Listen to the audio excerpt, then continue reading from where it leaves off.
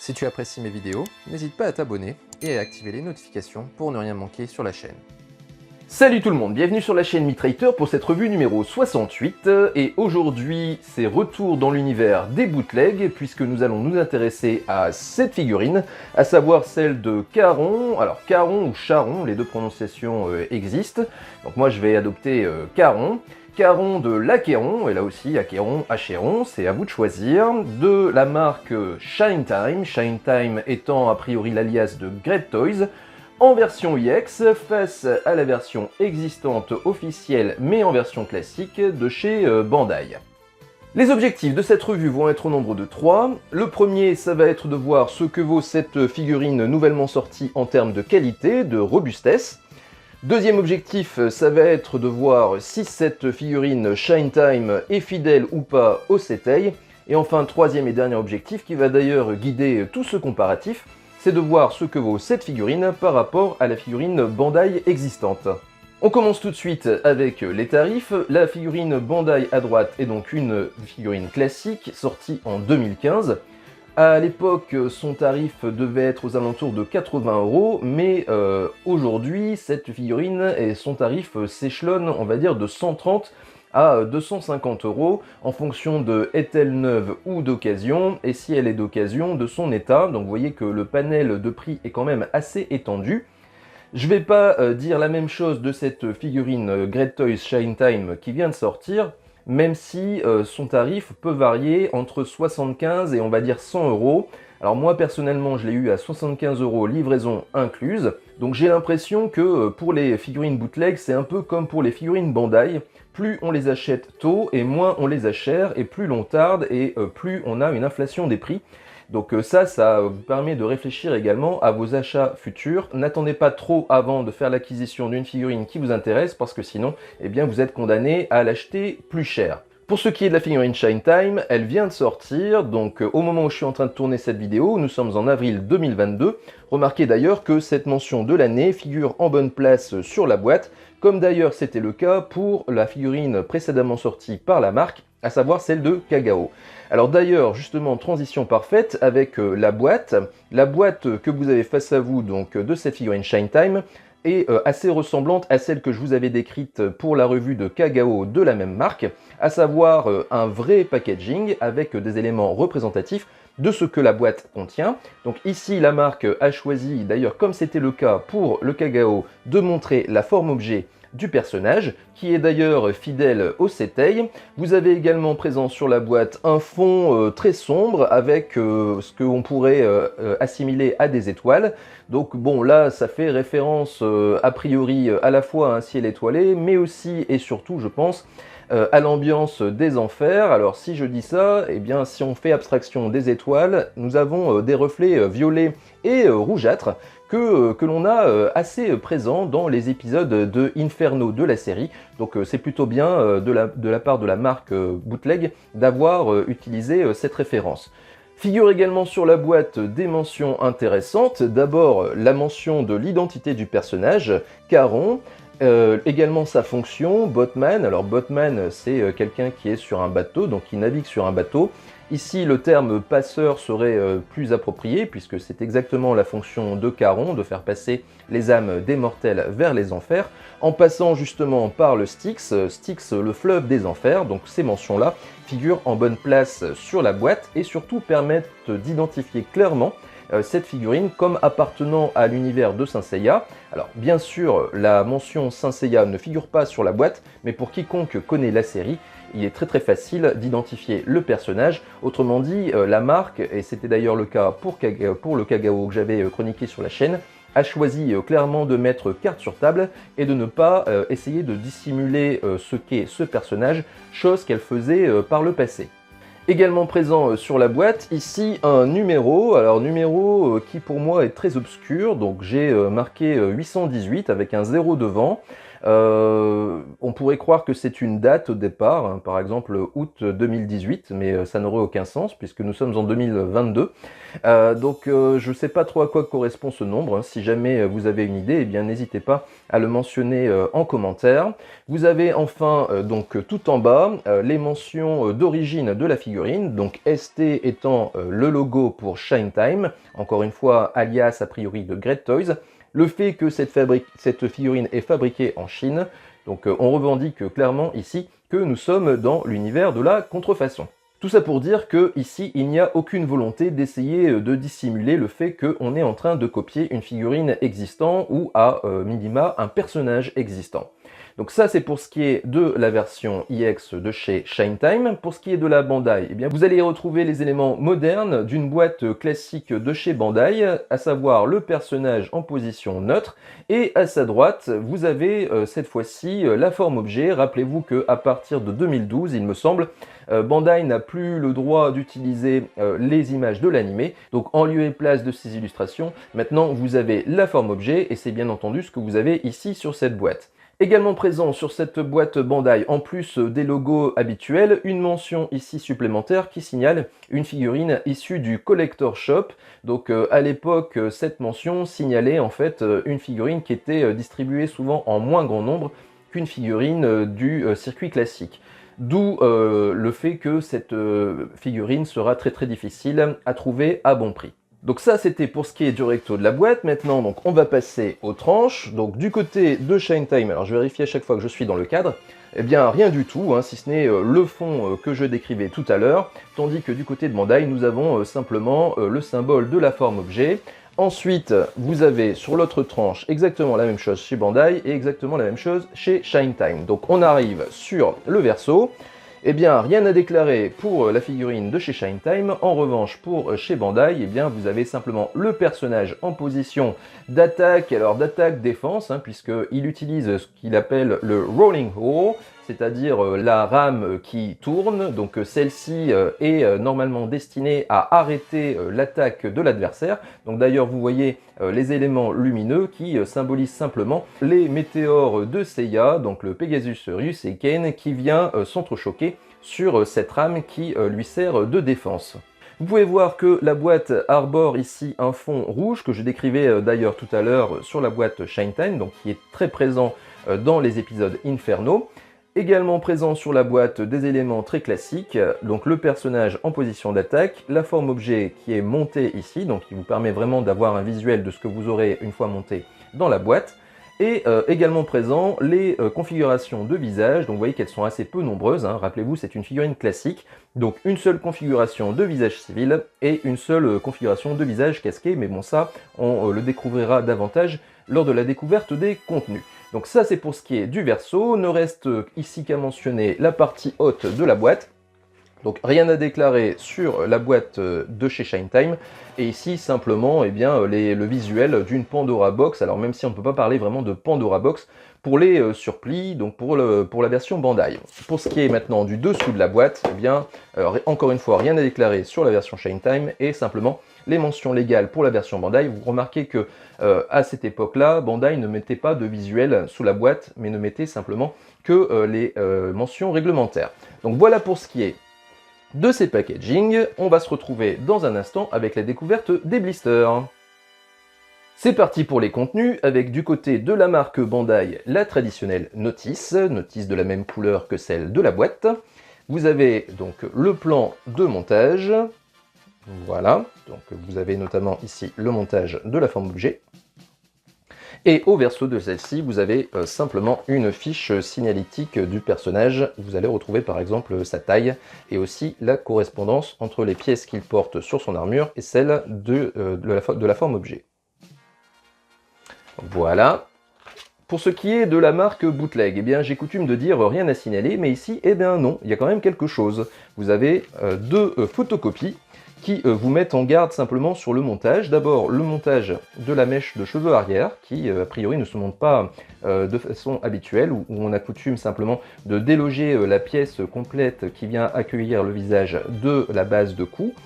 Ici, eh bien, ce n'est pas le cas, il faudra désolidariser, je vais y arriver, au niveau de la tige qui tient la pièce qui vient accueillir le visage.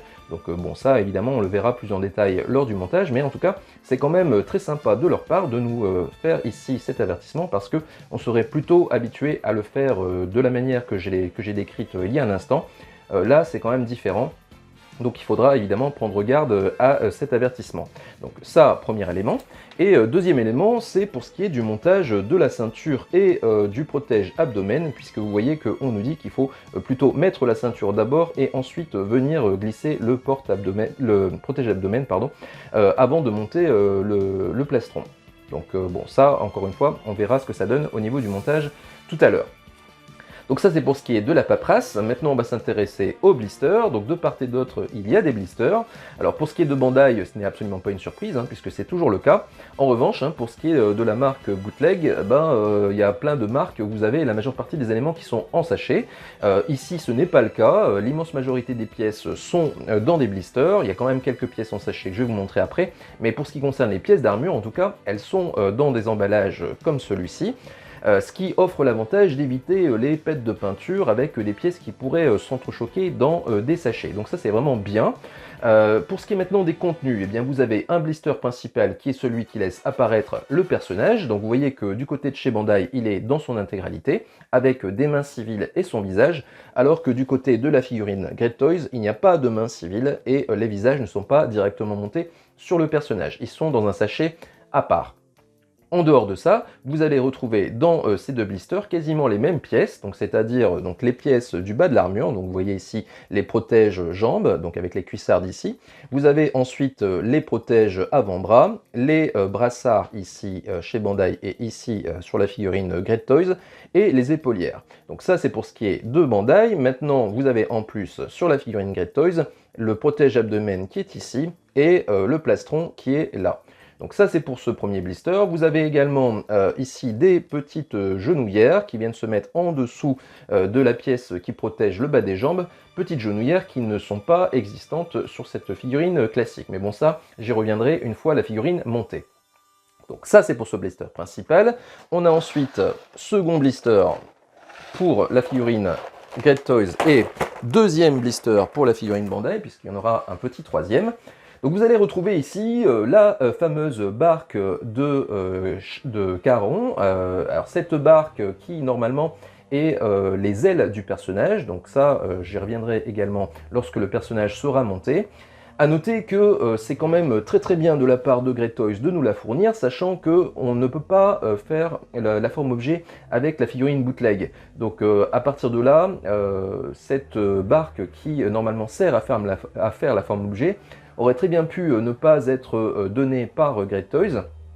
Ils nous la fournissent pour permettre notamment d'exposer le personnage dans la configuration de l'animé. Donc là, un coup de chapeau à cette marque d'avoir eu cette attention, sachant qu'ils auraient très bien pu en faire l'économie. Je veux dire, il y avait une certaine logique à ne pas nous la fournir, même si, bien entendu, on s'en serait évidemment plein. Toujours sur la marque Great Toys, vous avez donc les ailes du personnage. Donc ici, vous pouvez remarquer la position de celle-ci, avec donc l'aile ici droite qui laisse apparaître des motifs, et l'aile gauche donc qui est mise à l'envers, et vous voyez que sur le verso de l'aile il n'y a pas de motif. Alors ça on aura l'occasion d'y revenir juste après lorsque les personnages seront montés. Donc ici je vais anticiper sur le dernier blister de la Bandai, puisque vous voyez que les ailes également sont dans la même position que celles qui sont dans le blister Great Toys, avec les motifs qui sont apparents sur l'aile que l'on positionne à droite et également sur l'aile que l'on positionne normalement à gauche. Donc ce qui veut dire qu'il faudra a priori tenir compte de cela pour ce qui est du montage de la figurine. Puisque j'en suis sur ce blister là, je vais évoquer donc les mains. Je vais simplement... Je suis un peu décousu, désolé, mais en fait, à cause de l'organisation qui est différente entre les deux blisters, je suis obligé de passer d'un blister à l'autre. Sur ce deuxième blister de Bandai, vous avez simplement ici le reste des pièces d'armure, avec notamment ici le casque. Pour l'instant, je n'ai pas encore mentionné de casque pour la version Great Toys, puisque c'est dans un sachet à part, donc c'est à ce moment-là que je vais vous en parler. Vous voyez que le casque du personnage est fourni et, dans un sachet, et c'est uniquement cette pièce-là qui est dans le sachet. Donc ça veut dire qu'a priori, elle ne veut pas être endommagée par d'autres pièces qui seraient présentes avec elle dans le sachet. Donc ça, c'est plutôt bien. Ensuite, donc, vous avez les pièces simplement qui servent à monter la forme objet, et donc la barque est ici présente à cet effet. Et donc, on arrive sur le dernier blister. Donc, dernier blister qui laisse apparaître donc, les mains pour ce qui est de Bandai. Vous avez 3 paires de mains. Les mains sont données dans un sachet chez Great Toys. Donc, vous avez 4 paires de mains. Donc, la paire de mains supplémentaire, c'est la paire de mains avec les doigts en éventail. Mais bon, ça, on le découvrira dans le détail juste après avec le comparatif des pièces. Vous avez 2 protège-mains qui sont donnés uniquement sur la figurine Great Toys. Donc, ceux-ci sont grappés. Alors que du côté de Bandai, vous voyez que ici, je vais vous montrer d'un peu plus près, vous avez 4 protège-mains. Donc un peu plus de générosité ici du côté de Bandai. On peut déplorer tout de même le fait qu'on n'en ait pas un jeu de rechange pour la figurine Great Toys qui ne leur aurait pas coûté plus cher de nous mettre ça dans un sachet, et ce qui est toujours utile puisque ce genre de petites pièces est facilement perdable. Donc en avoir un jeu de rechange, c'est toujours un plus. Donc ça, c'est pour ce qui est dans ce sachet. Dernière chose, vous avez ici donc le visage qui se met en combinaison avec le casque, avec également la mèche arrière. Ces éléments-là, vous allez les retrouver en sachet. Alors, c'est ici que je vais évoquer les contenus supplémentaires du côté de chez Great Toys. Vous voyez qu'il y a 2 visages qui se mettent en combinaison avec le casque et 2 visages civils. Donc, vous avez un visage civil supplémentaire par rapport à la version Bandai, et également un visage casqué supplémentaire. Mais encore une fois, ça, nous allons le découvrir dans un instant avec le comparatif des pièces. Découverte des contenus avec dans un premier temps les visages et les mains, et dans un deuxième temps, on parlera des pièces d'armure.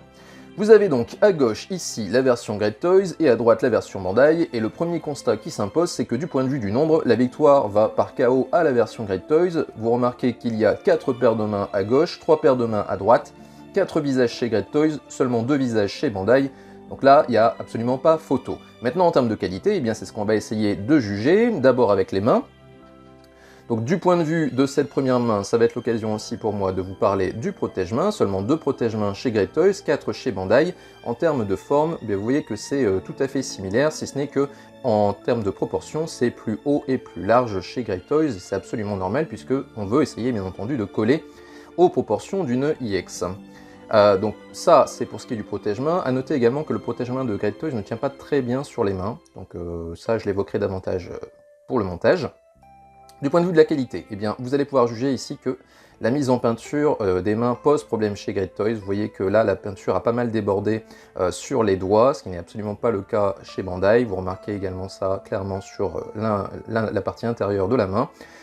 Donc là, ici, ça va, c'est encore acceptable, mais sur les autres mains, vous allez voir que c'est beaucoup plus marqué, notamment sur celle-ci. Vous remarquez ici que la peinture noire, donc du coup qui vire au bleu, a bien dégueulé sur les doigts.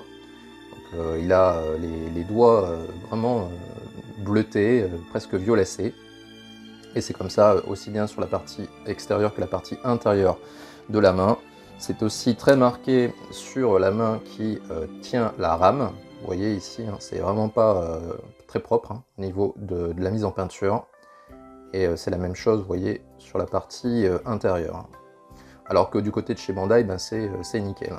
Mais bon, ça, c'est pas une surprise. Quiconque a déjà manipulé les bootlegs ou a suivi des revues de bootleg, c'est que c'est souvent en termes de mise en peinture sur les mains qu'il y a une grosse différence entre la marque bootleg et la marque officielle.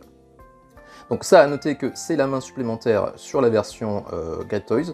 Donc moi j'aime toujours cette main-là en éventail, ce qui permet d'augmenter l'éventail de pose. Donc celle-ci est fournie dans la version Great Toys et pas chez Bandai, ce qui est un petit manque sur la version officielle. Donc ça c'est pour les mains. Donc en termes de qualité de main, clairement ici, le point va chez Bandai. Mais bon, ça c'est pas une surprise, et à la limite c'est pas le plus important étant les visages. Alors les visages, on va regarder d'abord ce visage neutre, ce qui va être l'occasion pour nous également de comparer par rapport au setei de Defke que je vous mets à droite. Alors, j'ai envie de dire que cette comparaison est un peu anecdotique parce que je pense pas qu'on soit très nombreux à exposer le personnage sans son casque. D'ailleurs, dans l'anime, il n'apparaît qu'à un seul endroit sans son casque, c'est au moment où il se fait battre par Seiya. Donc, ce qui veut dire que même si cette comparaison est intéressante d'un point de vue théorique, d'un point de vue pratique, eh ben, ça ne servira pas à grand chose et surtout ça va permettre de tempérer un défaut du visage de Great Toys. Bon, d'abord, en termes de ressemblance, eh bien, je pense que l'image se suffit à elle-même pour que vous puissiez juger de la qualité des deux visages de part et d'autre. Hein. Ça ressemble vraiment bien au Setei, du point de vue des formes du visage, mais également de l'expression qui est adoptée. On retrouve clairement la laideur du personnage sur la figurine. Donc là, beau travail de part et d'autre. Alors, beau travail surtout de la part de chez Bandai, puisque du point de vue de Great Toys, on a fait simplement que copier presque à l'identique le visage Bandai. Alors, si je dis ça, c'est simplement parce que vous voyez qu'en termes de proportion, eh bien, les deux visages font quasiment la même taille. Donc, ce qui veut dire que là, pour le coup, Great Toys ne s'est pas embêté de vouloir respecter les proportions d'une IX. Ils n'ont fait simplement que recopier presque à l'identique le visage Bandai. Alors, tout de même, je le trouve tout de même un peu plus fin que celui de Bandai, notamment, vous voyez, au niveau des yeux. On a des grosses cernes chez Bandai qui ont été plus affinées sur la figurine Great Toys. Bon, visage de qualité, maintenant, en termes de proportion, eh bien, il y a sans doute un problème de proportion ici sur le visage de la Great Toys, mais bon, comme je l'ai dit, on va être assez peu nombreux à exposer la figurine avec son visage face à tête civile, donc ce qui veut dire que là, c'est pas a priori un gros inconvénient, surtout que, et ça va me permettre de faire la transition avec les visages qui se mettent en combinaison avec le casque, vous voyez que cette différence de proportion, enfin plutôt cette absence de différence de proportion que j'évoquais précédemment, ne se retrouve absolument pas sur la partie qui va avec le casque. Vous voyez qu'en termes de proportion, on est beaucoup plus large et beaucoup plus haut sur la figurine Great Toys. Donc ce qui veut dire que, a priori, lorsque la figurine aura le casque, le problème de proportion ne se retrouvera pas. Alors je ne vais pas rentrer plus dans les détails concernant ce point-là, puisque je l'évoquerai sans doute lorsque la figurine sera montée lors du bilan final. Bon, en termes de ressemblance, c'est pareil, hein. J'évoquerai la ressemblance avec le Setei tout à l'heure. Donc ça, c'est pour le visage casqué. Remarquez que je n'ai pas évoqué le visage alternatif fourni par Great Toys. Alors, je suis en train de tout dégommer, hop, voilà. Qui est celui-ci. Donc celui-ci n'a pas d'équivalent chez la marque officielle. Donc il nous est fourni en plus par Great Toys, et c'est vraiment un bel ajout.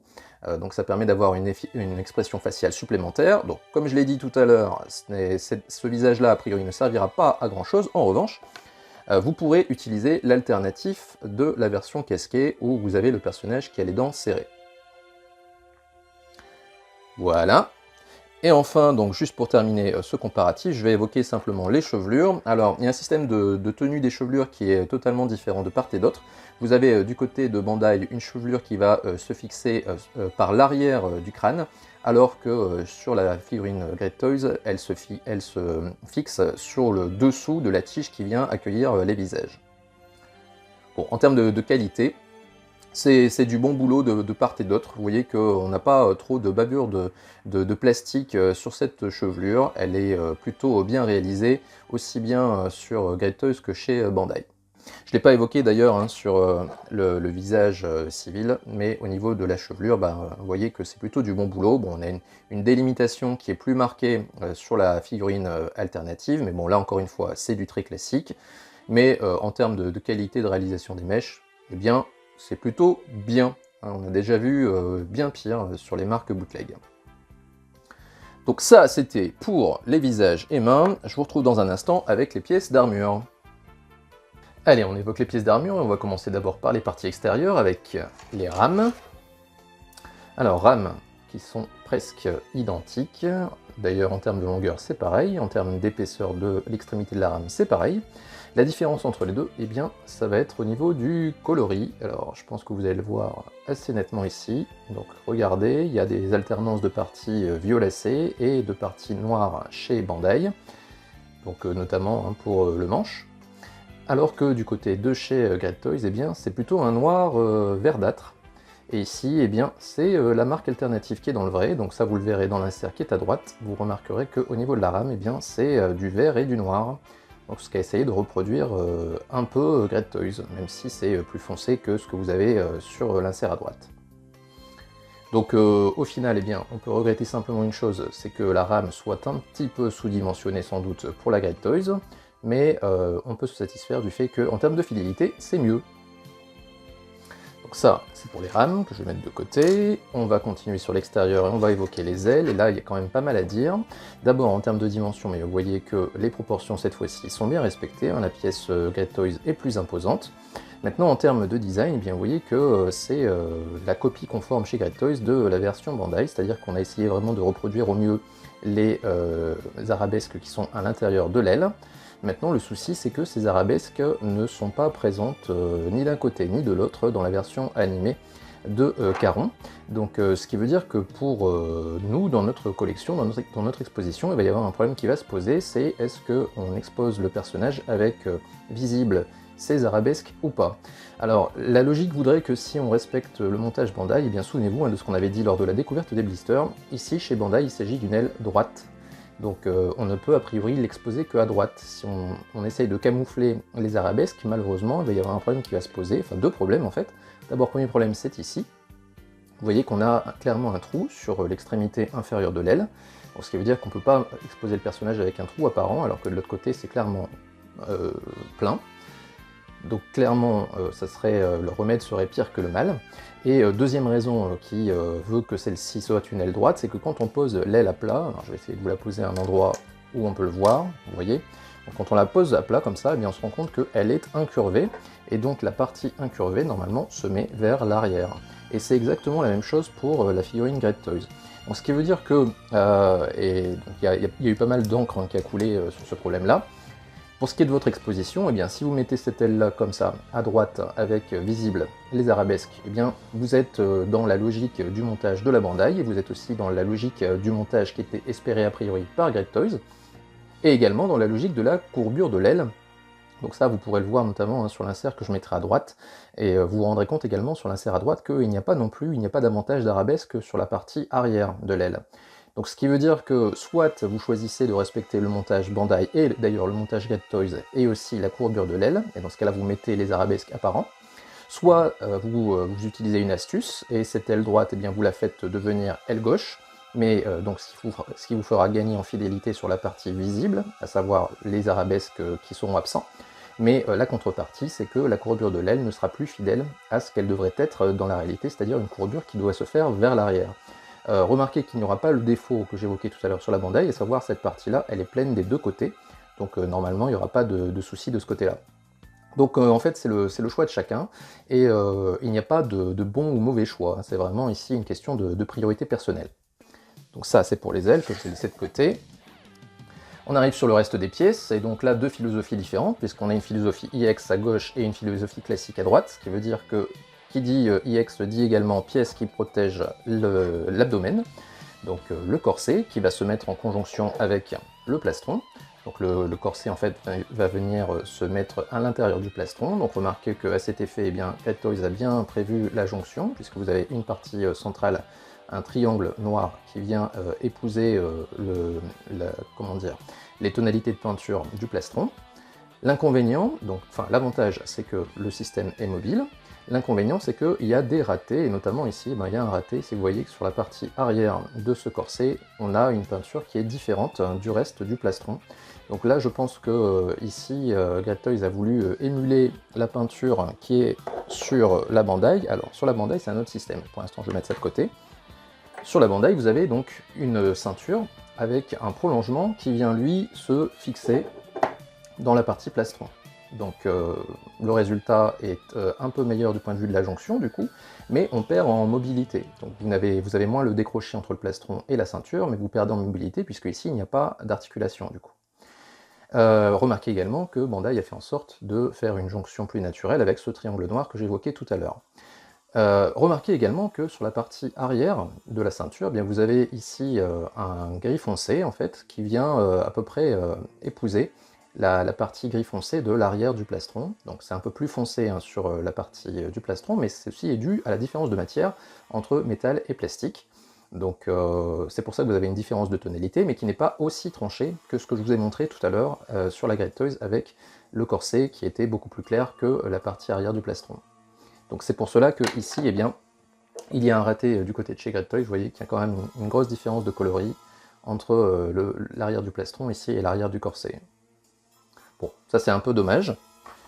Ensuite, eh bien, vous allez retrouver sur toutes les pièces qui sont présentes, alors je vais peut-être écarter ça, comme ça on y verra plus clair.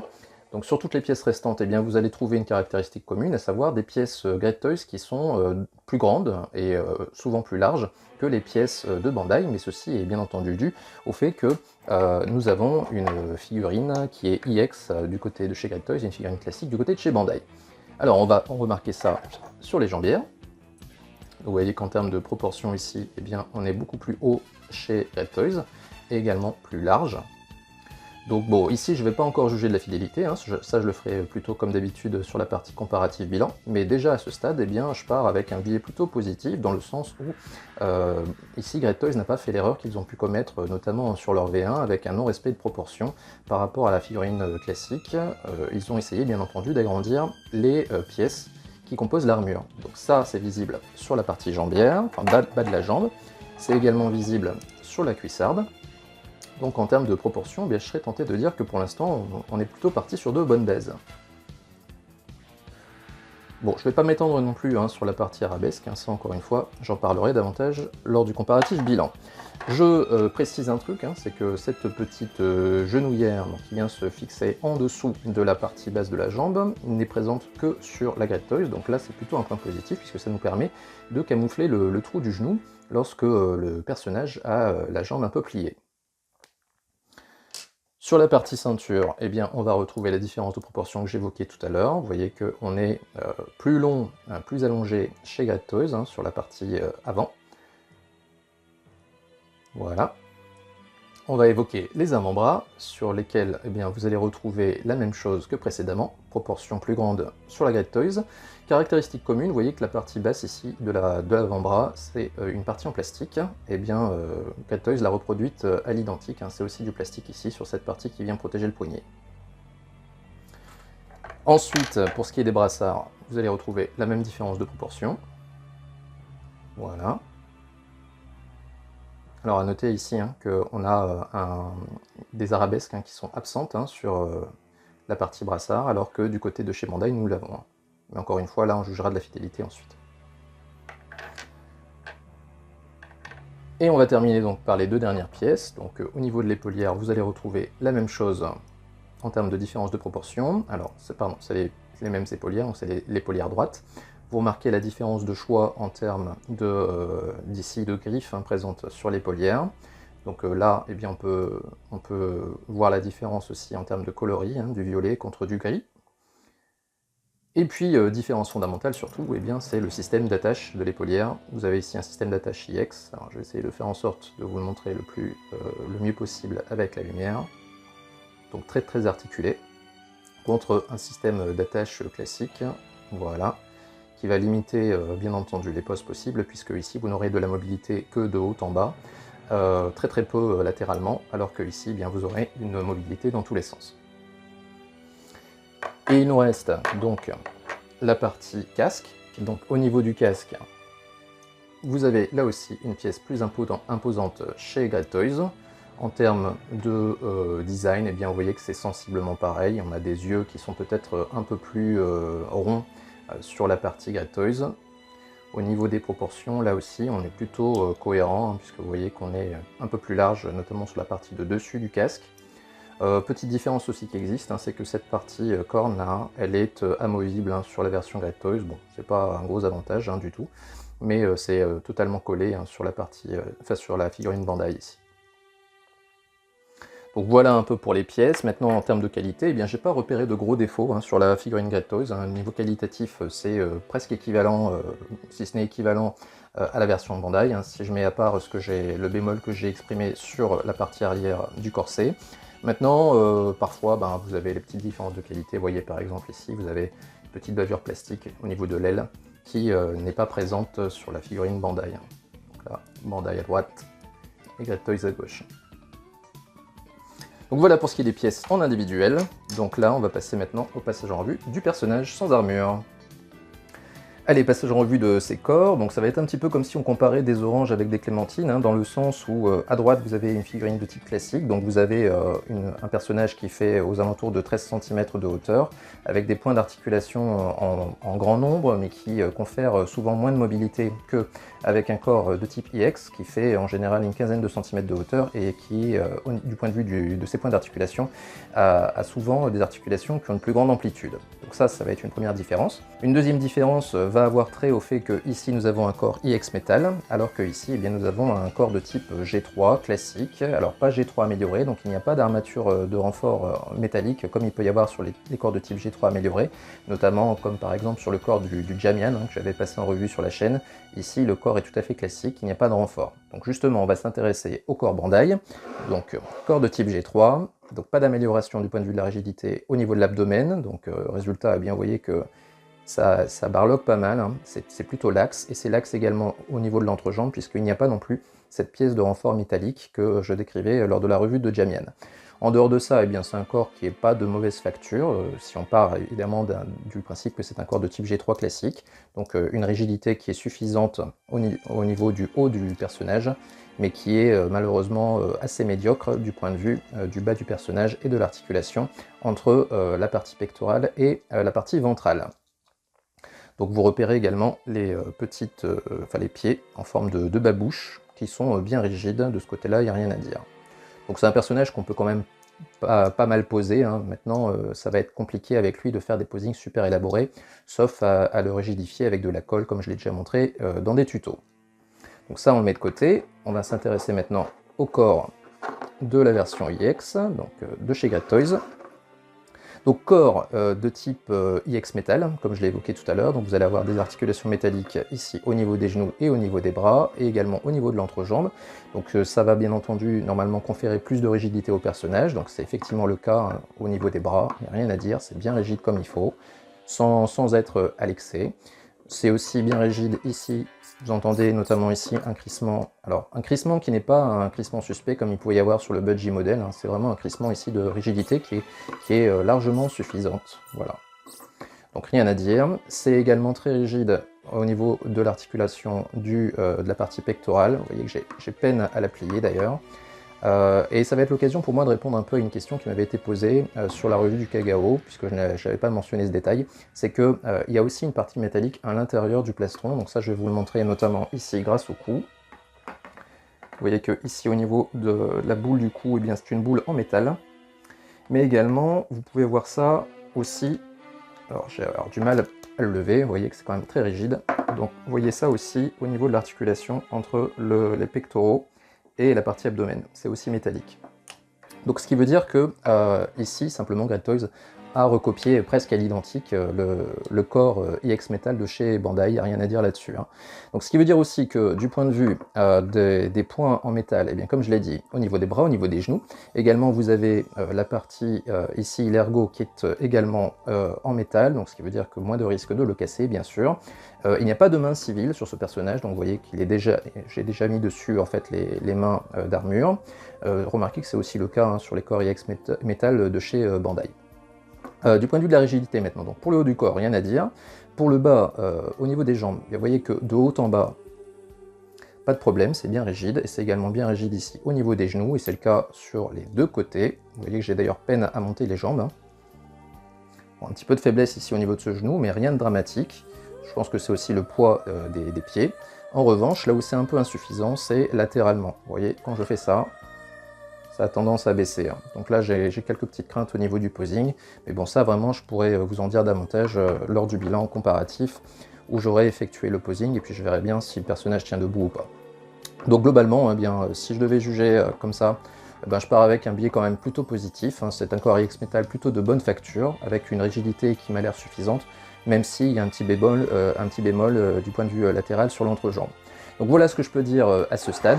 Donc là, je vais vous faire le montage en vitesse rapide, et on se retrouvera juste après le posing pour le bilan.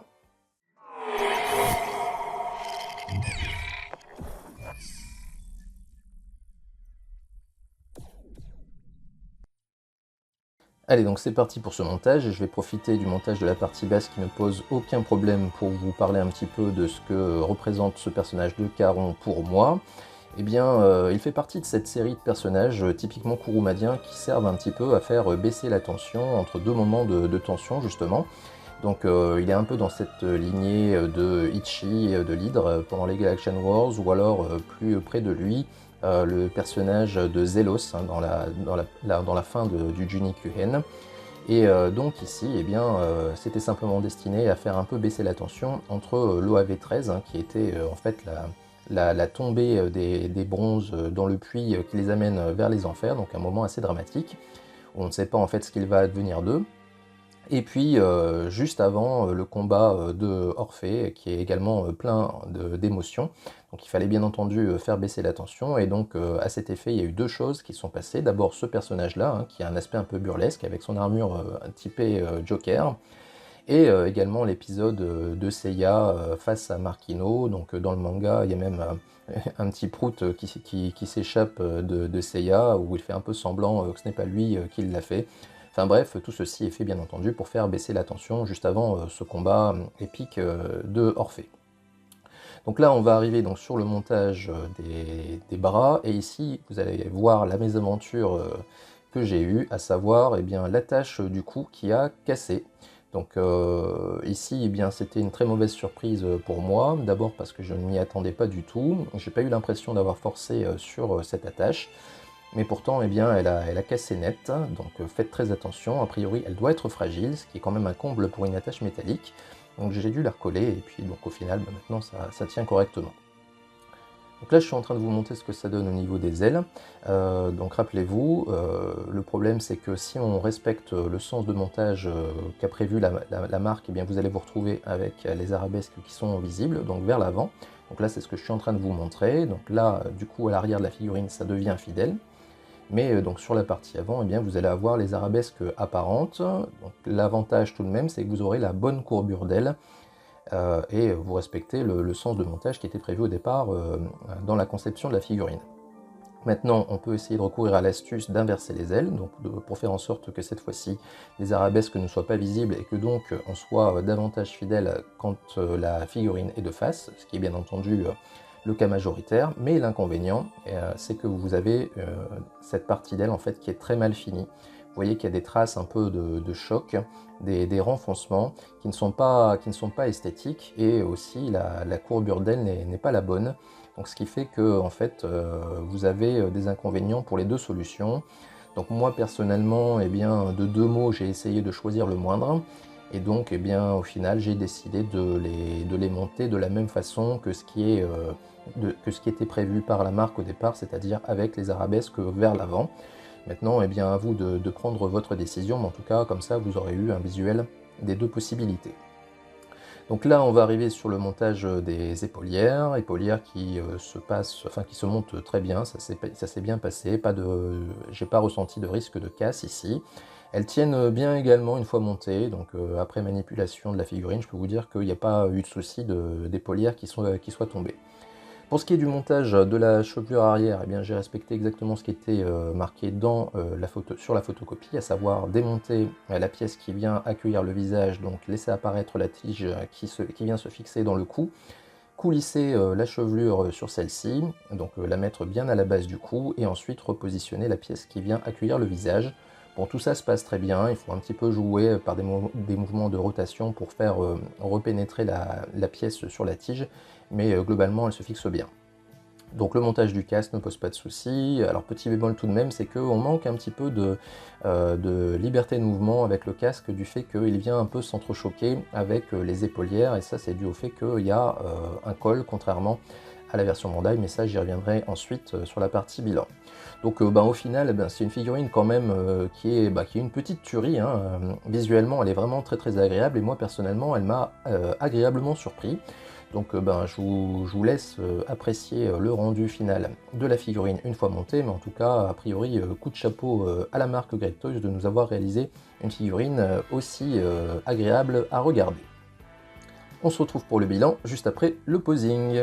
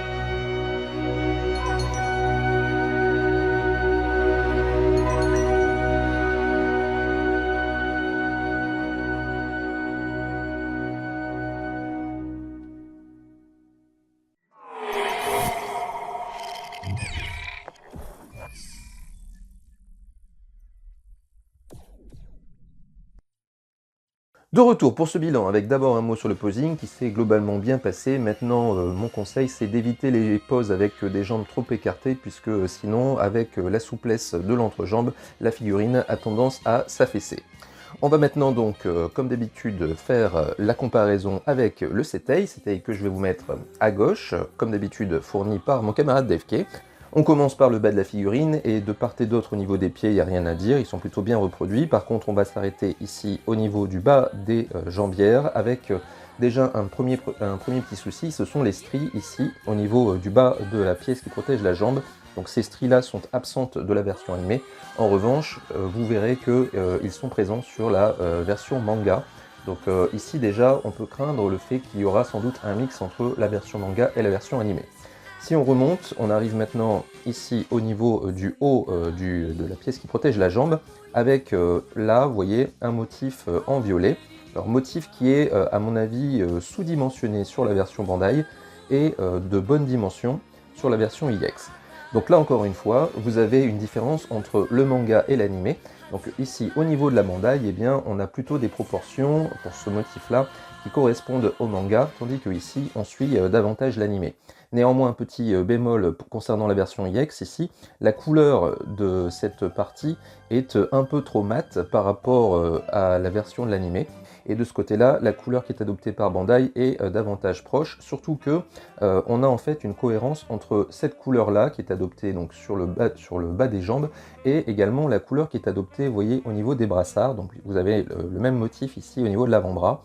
Donc la couleur ici correspond, ce qui n'est pas du tout le cas pour la version IX Great Toys. On n'a pas une cohérence entre ce qui est ici et ce qui est là. Là, vous avez un violet un peu brillant, un peu le même violet que vous avez d'ailleurs sur les pectoraux, tandis que ici, vous avez un violet un peu mat. Donc, je ne comprends pas vraiment pourquoi Great Toys ici a fait deux couleurs différentes. Sachant que sur le Setei, la couleur est la même sur le bas des jambières et sur les avant-bras.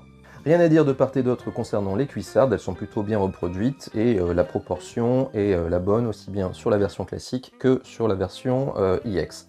On arrive maintenant au niveau de la jupe. Alors jupe qui est un peu courte au niveau du pan avant pour la Bandai et un peu longue sur les pans latéraux, ce qui n'est pas le cas sur la version IX Great Toys. Là au niveau des proportions, on est davantage proche de la réalité.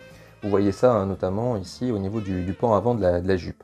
On arrive maintenant au niveau des bras. Alors deux choses à dire. D'abord, cette partie qui protège le poignet, vous voyez qu'elle est davantage évasée sur la version classique, un peu plus proche du bras au niveau de la version IX.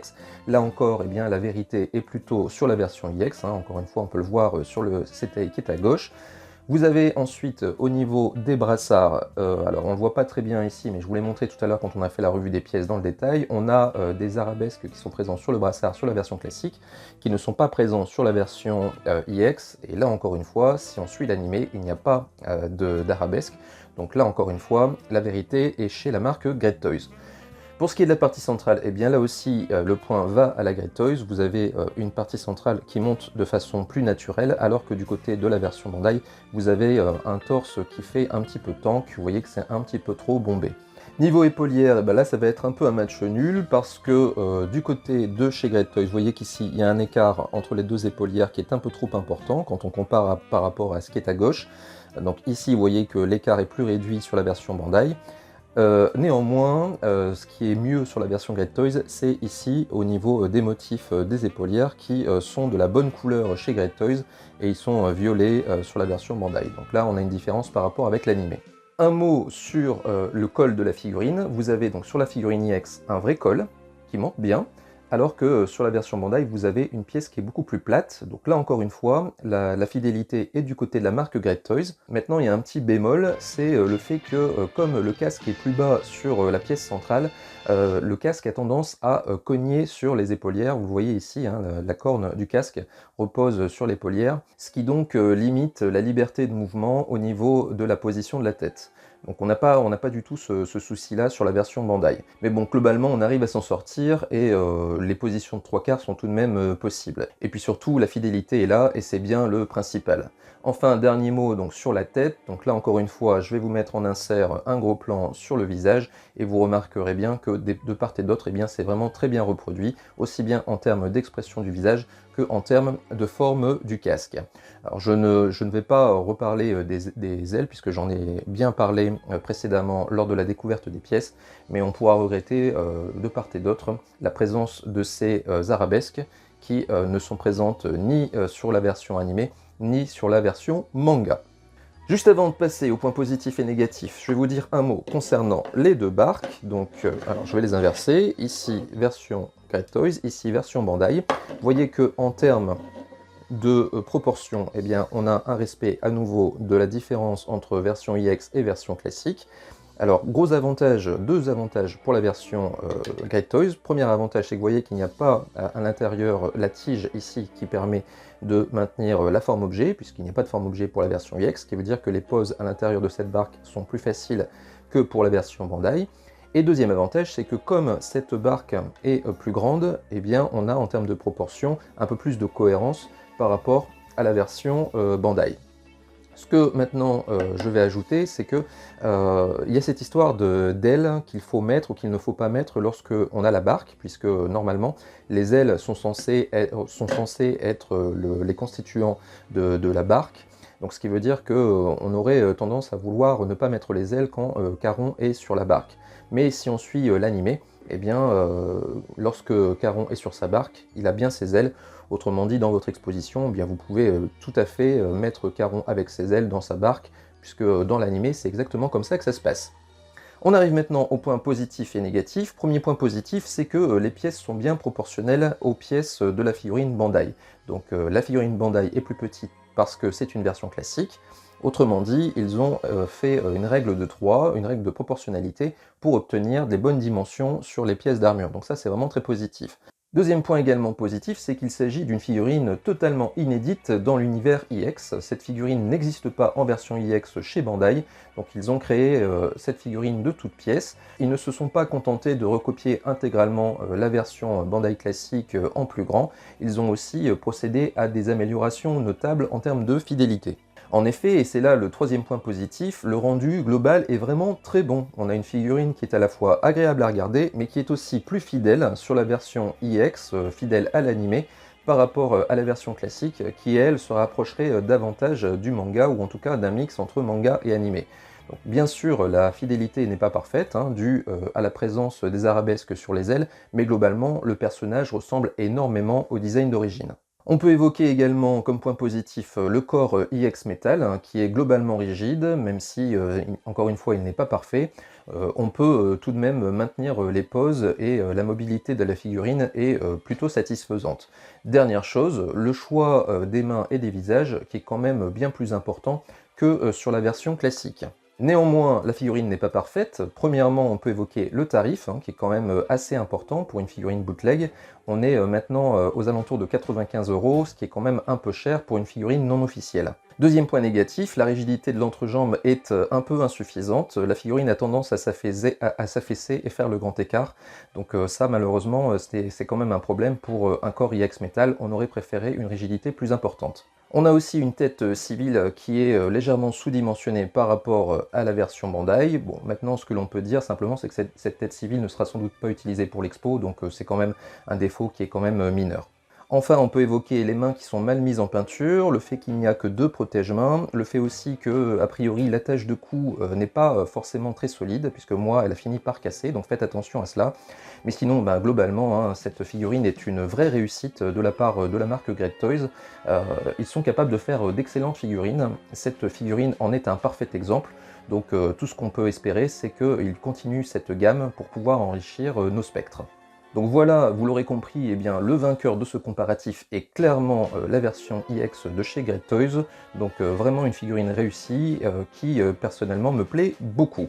Donc voilà pour ce qui est de cette revue, j'espère que vous l'avez apprécié, et si c'est le cas, bien comme d'habitude, je vous encourage à aller me le signifier dans l'espace commentaire, à lâcher le petit pouce vers le haut ou alors vers le bas si ça ne vous a pas plu. Je vous encourage à vous abonner à la chaîne si vous ne l'avez pas encore fait, et puis nous, on se retrouvera très bientôt avec le Casa de Livnad, et d'ici là, comme d'habitude, portez-vous bien.